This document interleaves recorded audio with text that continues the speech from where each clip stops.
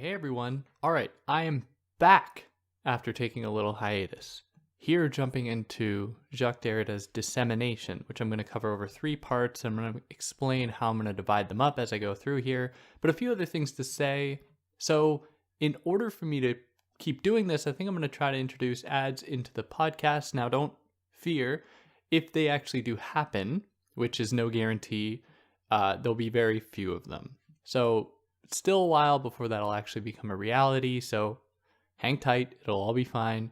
But eventually that might happen in order to supplement myself and to be able to do this more frequently, or to do this for an extended period of time, so I'm not forced to take up other employment that would take me away from this. Obviously I can't do this forever, but we'll try to prolong it as long as I can.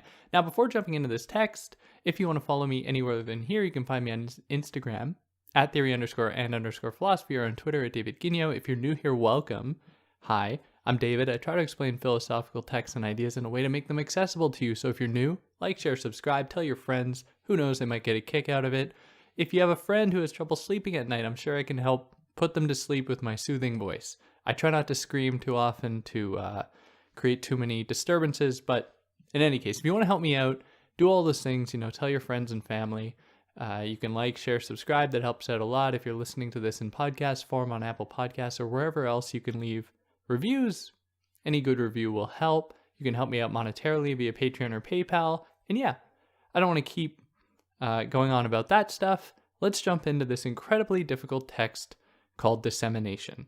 And my goal here is to help you understand Derrida. After you listen to this, you're gonna understand Derrida. At least, I hope. Now, this text is broken into 3 chapters, one of which is an extended preface. And each one of those chapters I'm going to cover in the 3 episodes that I do on this. So the first one is going to cover this very enigmatic preface that is, by and large, a challenge to the idea of the preface, or the preface's placement as a supplement to a text.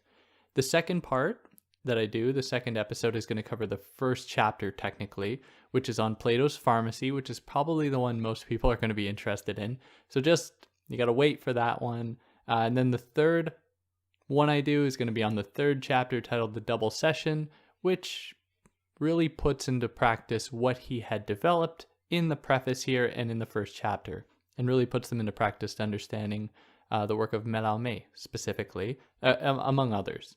Now, before even the preface here, there's a really important introduction. And I normally don't encourage people to read translators' introductions or editors' introductions, because they will often only get an interpretation of the text, which can be helpful, but at times it can also lead people astray.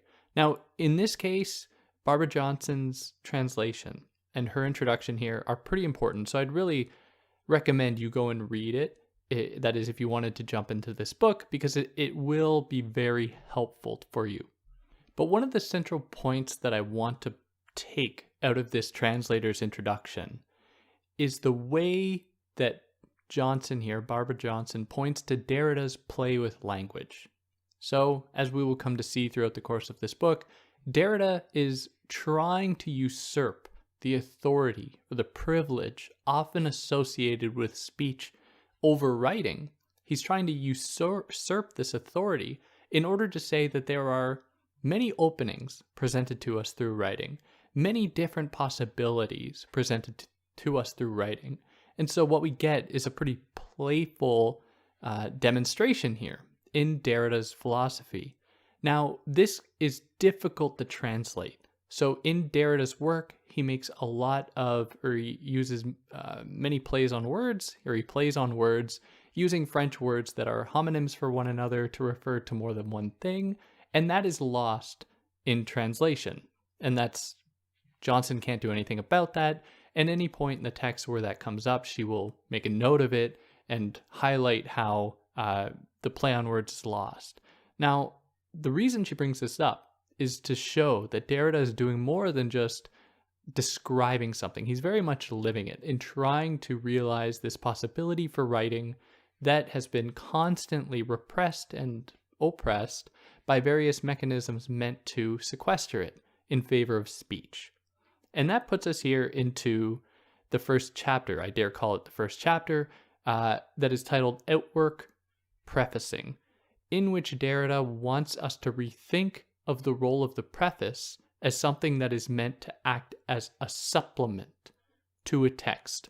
And this might be something we all think of, or we can maybe all agree with tentatively, that a preface is meant to stand outside of a text. It is meant to be read, maybe not to be read. Maybe it's meant to situate a text within a certain socio-historical moment, to explain the impetus behind the text, to lay out the text's conclusions beforehand, to give the reader a sense of its trajectory. It might do any of those things. It might do all of those things.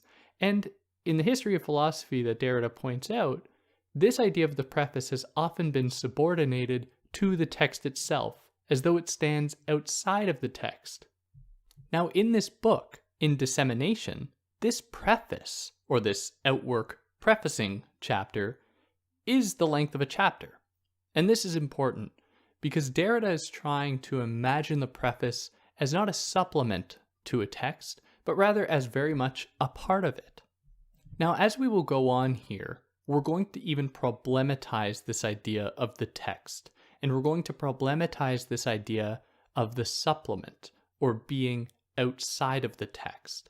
Now, in this process, Derrida makes it very clear that he uses this language just because he knows that the reader is going to understand what he means when he refers to a text or the text's supplement in terms of like a preface. Now, with that being said, he lays out very clearly that he is just using that for the sake of to facilitate that communication, which we can then begin to interrogate and to deconstruct. Now, for those that are curious more about Derrida's work, I have covered some of his other texts, including of grammatology and structure, sign, and play. I think that's it. And I've done a few other videos on him. You can go and find those on this channel or wherever you're listening to this. You'll be able to find that. But Derrida here is very much playing with these words in order to use them against themselves. And he'll often put words in quotations to refer not to the thing itself, but rather to the thing as being as almost challenging the way that that thing has often been characterized within this tradition, one that he traces back to the Greeks, talking about Western metaphysics, the Western history of philosophy really more generally. Now, one of his really, at least to me, one of his really brilliant observations from Of Grammatology, which is, I think, his first full-length book, is that there is no bedrock to meaning when we are dealing with language. So when we deal with language, we are all going to have different ideas about how that language is going to manifest itself in our mind's eye. So if I say the word tree, two different listeners are going to have two different mental images of what the word tree will signify. Now, to someone who is not a Derridian, that mental image is going to stand in for what might be a pure form of the idea of treeness. That is what binds all of our mental images together in the form of a tree. But a Derridian will say, well, is there such a thing? Is there that kind of unitary understanding of a tree that subtends or exists underneath everybody else's differing understandings of the tree? Now, Derrida says that not quite, because when I say, for instance, if I say the word tree, it will evoke a mental image in someone's mind that will invoke perhaps other memories as well. But that image of the tree that comes up into one's mind's eye is going to be comprised of any number of other images, any number of other histories, which are themselves going to be bound up in their own illustration in that mind's eye that's going to have its own understanding as well. So what we end up with when we are dealing with this thing called signification or language is an endless play of difference, where no given word has meaning in and of itself, but rather it only has meaning in relation to other words.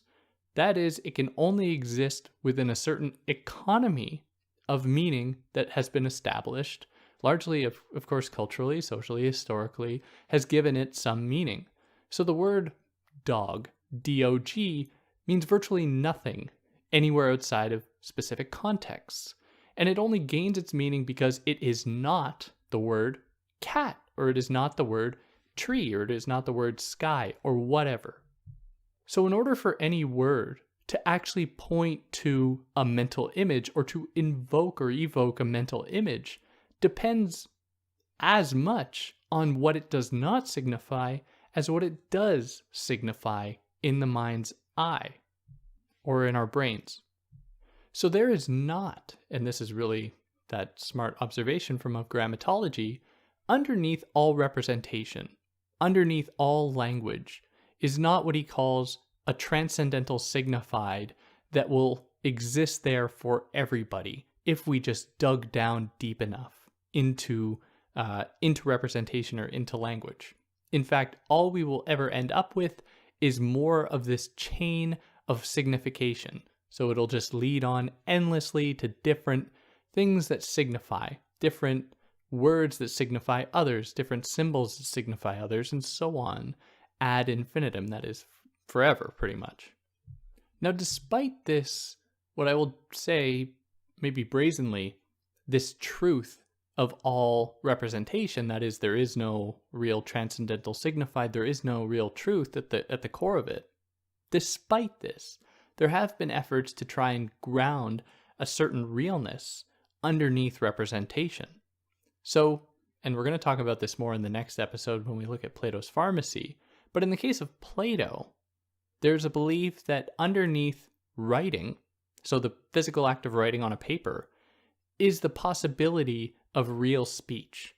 And real speech is the real enchilada. It's the real thing, whereas writing is just derivative to that real thing. And that thing is real because, we can feel it and touch it, and we can't touch speech, but in order to have speech, you have to be in proximity to somebody else. There's a kind of real connection there, apparently. Now, what Derrida says is that is only another form of representation. That is, if I speak to somebody else and I am giving over to them all of my body language as well, there might be more for that person to chew on than if they just read words. And I put a big asterisk here around the word might. There might be more.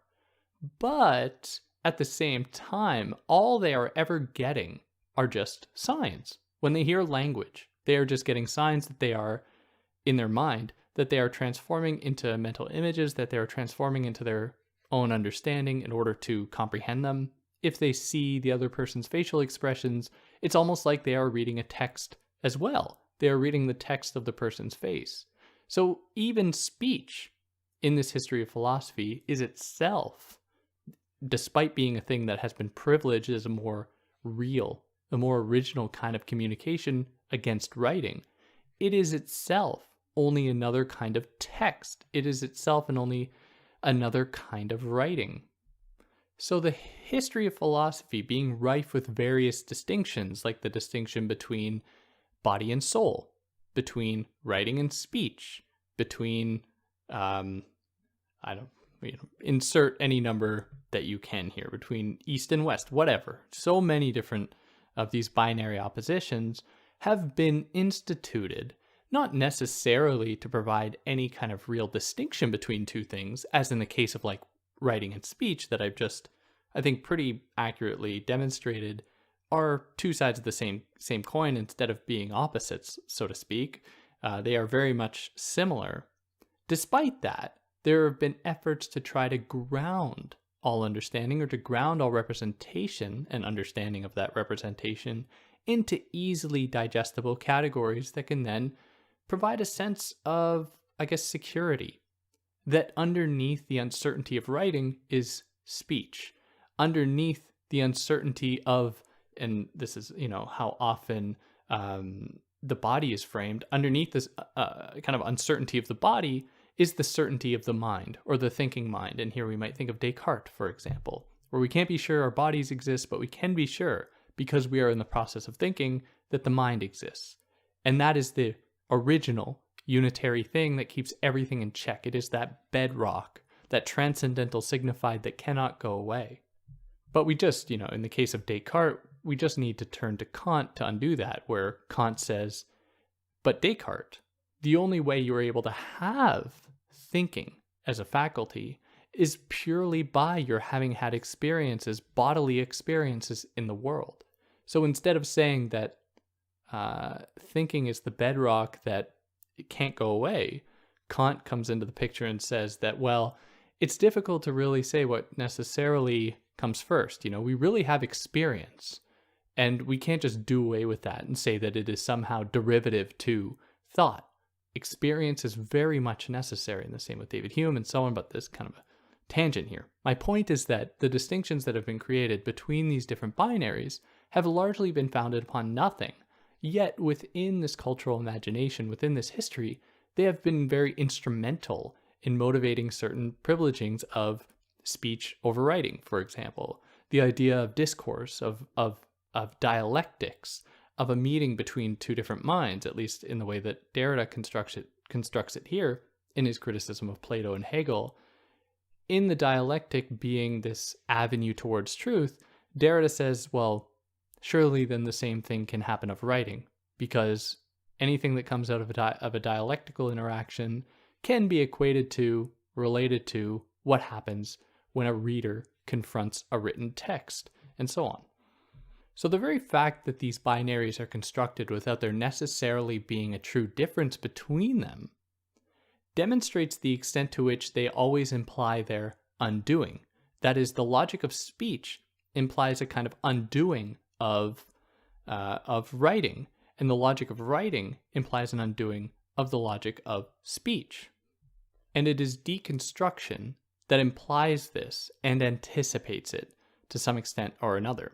And before jumping into that, let's imagine here, let's craft out an ad break.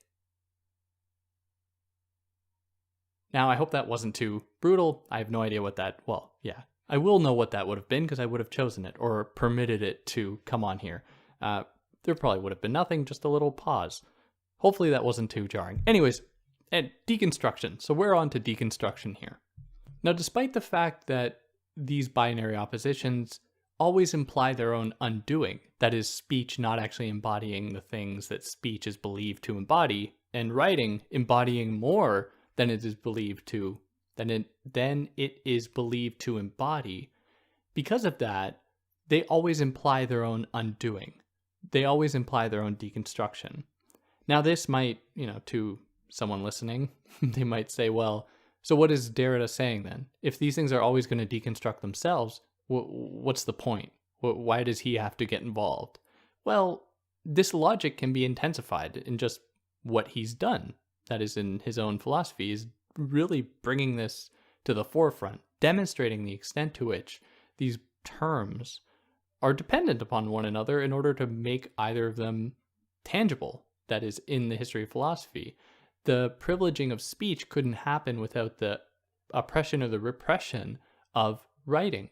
So it was necessary to generate an antithetical other, even though this other, as I've already said, is very much connected to writing, very much connected to speech in the case of speech and writing, very much resembles it.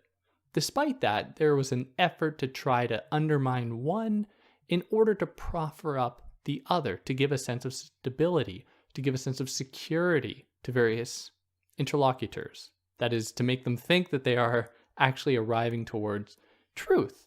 And this was, again, one of Kant's criticisms of dialectical reasoning, is that it can only get to a certain point. You can only go so far with it before it'll hit a barrier. And that barrier is going to be true of writing or speech. That is, Kant, with written words, was able to demonstrate the limits of dialectical thinking by just putting out the arguments. That is, the thesis and the antithesis, and the possible trueness of both, or the possible falseness of both, in words. And it was no less true, so to speak. So the task of deconstruction is, in his words, essentially to disorganize, to trouble the static difference between opposing terms, to really bring to light how they are dependent upon one another and how they resemble one another. Now, we turn to the preface, the idea of the preface. Now, we're already in the preface, his preface, but the idea of the preface here in the history of philosophy, and literature and anything, as I've already said, has been as a supplement to the real text. It is just an addition to it. But there's a kind of mystery in the preface here, because the preface, as the term implies, comes before the text. But it is something written after the text, often written after the text, after someone has written their book, had time to, really digest their own thoughts and to be able to sit down and summarize their book and to think about its implications in a certain context, like what it meant for various other authors, how it was taken up, and so on. It is only after the fact that the preface can be written. And here as well, we get a kind of deconstruction of linearity. Here we have now a thing being written after the fact to come before the text. It is something that is meant to stand in for the text or to add to it, at least as it is understood in the history of philosophy. So the preface is that which always implies its own undoing by virtue of being a supplement. Because if you just read the text, ostensibly, you don't need the preface. That is, everything in the preface should be in the text if it's a proper preface. But nevertheless, it still holds an instrumental value. That is, it still has a purpose. And that purpose for Derrida is that the preface's own self-effacement. The preface is its own position as addition or as supplement, is meant to give the text that it is the preface to give that text a sense of totality, a sense of completeness, a sense of having being framed on either end and being total in that way. And here he turns to Hegel as an example, and I don't know how many of you have read the preface to the Phenomenology of Spirit and also prefaces to the Greater Logic or the Logic of Science of Logic. I'm losing my mind right now. But in these prefaces, it is kind of a mysterious moment in all of them when Hegel almost bemoans or questions what the point of a preface really is. The preface for him is something that it seems as he's writing it, he's like, God, like I have to write this? Like I really have to write this right now? What is the point? Like just read the text. Yet he does it anyway, as though the preface, as something that is only a supplement, seems to be unavoidable, even to someone, in this case Hegel, someone who really doesn't like it. But maybe, just maybe, because the Phenomenology of Spirit came before the Science of Logic, could it be that the preface to the Phenomenology of Spirit is meant to hide the fact that the Phenomenology of Spirit is itself a kind of preface to the Science of Logic? That is, this believed to be complete thing is really only a supplement, an addition to the Science of Logic, the greater logic, as it is colloquially called. And if that were the case, if the Phenomenology of Spirit is but only a preface to this extension, this follow-up, is it then necessary to see it as being maybe motivating its own effacement? That is, implying its own undoing in its place only as an addition, only as a supplement to the Science of Logic. But the preface at the beginning of the Phenomenology of Spirit is all the more mysterious, given the kind of substance or the content of the Phenomenology of Spirit, where, for those that don't know, here's the Phenomenology of Spirit in like 10 seconds. The Phenomenology of Spirit looks at very many different avenues, including botany, including the relationship between serfs and lords, the relationship between kings and publics, the formation of democracy, the introduction of various religions and what those religions necessarily mean in relationship to free individuals. He looks at all of these different spaces, looks in these spaces, these kind of crevices, these cracks, for what he just kind of calls, or at least in the English translations, calls spirit. And almost at the end of it, it's revealed, or it isn't really revealed conclusively, but you get the sense by the end of it that spirit is not to be found in any single one of these places per se. Rather, it is the very movement of the text itself. It is the very movement of history that is spirit. The very fact that he's looking at all of these different avenues implies that spirit has had this mutative effect. It has been bouncing around. It has perhaps even motivated these kinds of developments and changes. It is the universe being one with itself in motivating its own self-consciousness in the term, and eventually leading to religion, essentially. Now, or absolute religion, absolute knowing. Anyways, whatever. So what we get then is not a conclusion that can be readily explained in the preface, but the phenomenology of spirit, and this is what I think to be probably the most brilliant part of it, is that the very form of it itself mirrors or in some form or other tries to capture the essence of spirit, which a preface cannot do, because that would imply that the preface would have to do that as well. The preface can't say spirit is the movement of the phenomenology of spirit, because then the preface is useless. Like, what is the point of that? You would need the actual phenomenology of spirit to experience that. It would be like just a total, it wouldn't actually capture that reality of the book.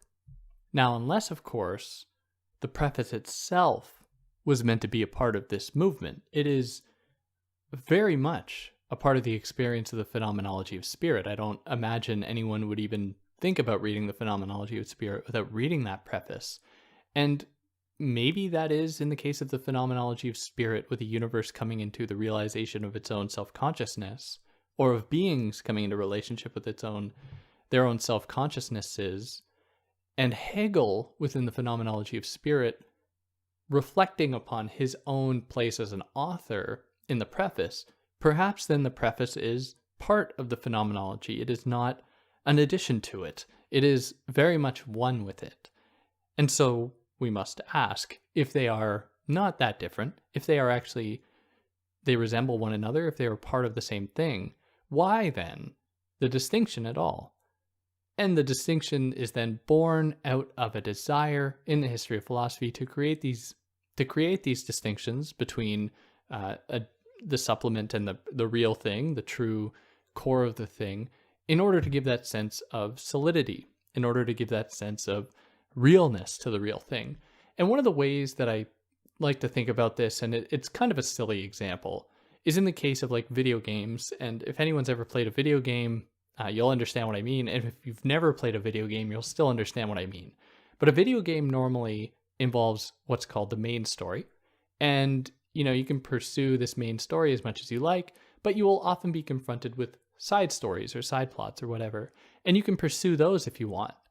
And who's to say that the side plot cannot itself be as meaningful or as full as the main story itself? Could it be that the very existence of the side plots are meant to conceal the fact that the main plot is itself only a side plot to another main plot, the main plot being your life, that you're putting on hold to go and play a video game? And that's just one way I like to think about it and to explain it to people in what I think is fairly easy terms, where the phenomenology of spirit here, in relation to a preface that is taken as addition or supplement, is meant to hide the fact that the phenomenology of spirit is itself derivative to spirit itself, which is itself derivative to, eidos and play, whatever, to anything else, which is itself derivative to the very words meant to describe it, which is itself derivative to the word of God, and so on. And what you get is this endless chain of signification where, to follow it through, the word of God is only mediated through religion, only exists in certain religious texts. And what we have is this endless circle of recognition, nothing actually being that totalizing, finished point. No one's written the last book, or the first one, really. Now, before proceeding, it's important to discuss the title of the book here, Dissemination. Now, dissemination is related to and contrasted with polysemy, or polysemy. Polysemy. Now, polysemy, I should always look this up before I start recording, but I'm reading this and I'm like, yeah, in my brain, I'm like, yeah, I know how to pronounce that, no problem. Anyways, polysemy refers to how a word can mean many different things. So, for example, watch. A watch can be something you wear on your wrist to tell the time, but watch could also imply what you do with your eyes. You watch something.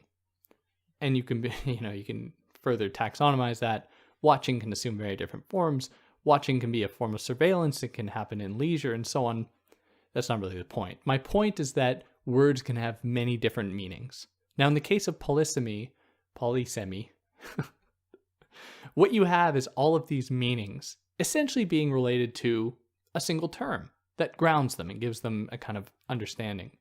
Now, by contrast, Derrida gives us the term dissemination to imply more of an explosion of possible meaning, where even the words I have just used to describe a watch are themselves broken up into many different possible meanings and understandings. Each one of the listeners, each one of you have had a different mental image pop into your mind about what a watch is, the physical thing, versus the act of watching or being a watcher or whatever.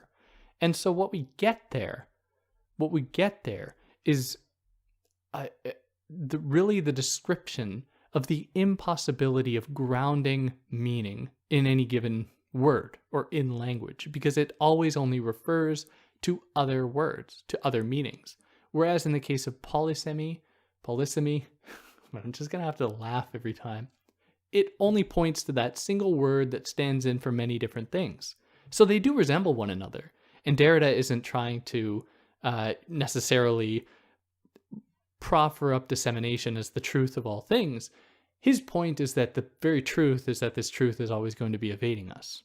So dissemination explains and is really the condition for the never settling on meaning, what is also called différance, where différance referring to both to differ and to defer, that is, how two different words are different from one another, yet their meaning is deferable from one to the other. In the case of speech and writing, speech defers its meaning onto writing in that it uses writing as a necessary antithesis to give it a kind of meaning, to give it its, privileged place within, within the history of philosophy. Now, for those that have been listening and might have maybe a pretty strong understanding of the history of philosophy, you might think that there's more to it than just being comprised of binaries. The binary between, say, writing and speech, or between mind and body, or anything else, or between thesis and antithesis. In the case of thesis and antithesis, there is a third term, and that is synthesis. And this third term has often been this transcendental signified, this thing that stands outside of that binary, of the dyad, in order to give that dyad its kind of, to concretize it, to really fix it in time and space. Now, what dissemination does for Derrida is it troubles this triangle, this, this trinity between, and I'm just using this as an example, between thesis, antithesis, and synthesis, to open up a fourth term. And this fourth term is never defined, but it is opened up into indiscernibility. It is opened up into possibility, essentially. And the point of this is to open up the possibility not of the triangle, but of the square. And in the square, one of the corners is going to be almost, not hollow, but imagine that corner being like kind of transparent, opened up to possibility, almost opened up to other kinds of shapes. And the reason he does that is to imply the how you can't pin down meaning. It's always going to be somewhere out there. No matter how much this triangle tries to, or this square tries to close in on itself to form the triangle, there's always going to be the remnant of this opening opened up to somewhere else. And this extends also to like psychoanalysis resolved in, what any one of the terms there, like maybe castration or something that is meant to stand in for everything else or to be that of everything, or like Oedipus, as Oedipus is described especially in Deleuze and Guattari's work. And so the image of the square, and this will come back very briefly toward the end of the book, the square is meant to trouble that closure of the three terms and or the position of the transcendental signified in solidifying the other two terms as being their bedrock. The one that kind of says, oh, there's the privileged term and the unprivileged one, as though it's a natural distinction. Now, here's another good point. Let's pop in an ad. Now, I hope that wasn't too jarring for you. I bet it was something fun. I'm sure it was something fun.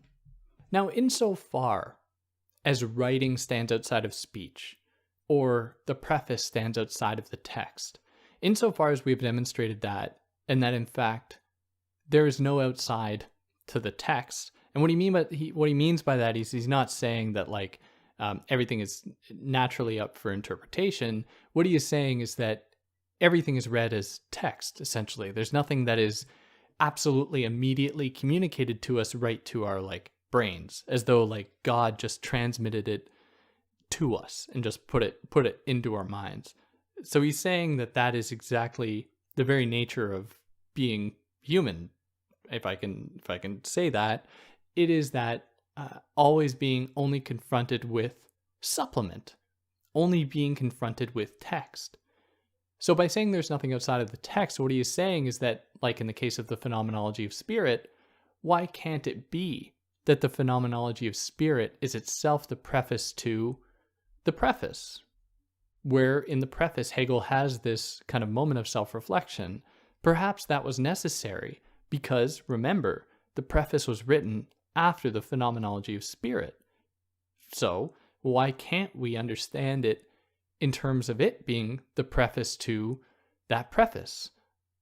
It was written after. So by virtue of that, it was a preface. It was a preface. It came before the face. It came before the text.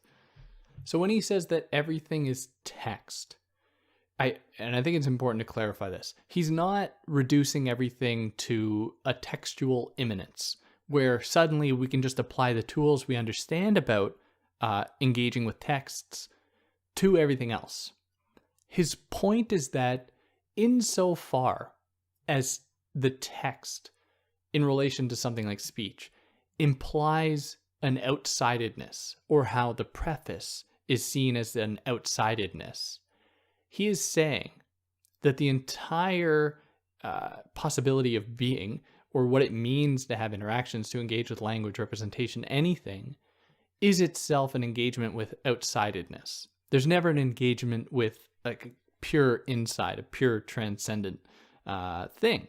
So we could very much change that sentence instead of "there's nothing outside of the text," because we are just talking not about textuality per se, but about the very logic of exteriority, of being outside, being an addition to, not being part of. Because we can put it that way, we could change the sentence to "there is nothing outside of the outside." Everything is outsidedness. Or, to be even more cheeky, there's nothing outside of the preface. Everything is really prefaced to something else. Even the Big Bang, as being a possible original point, implies that there were two floating molecules or whatever that bumped into one another.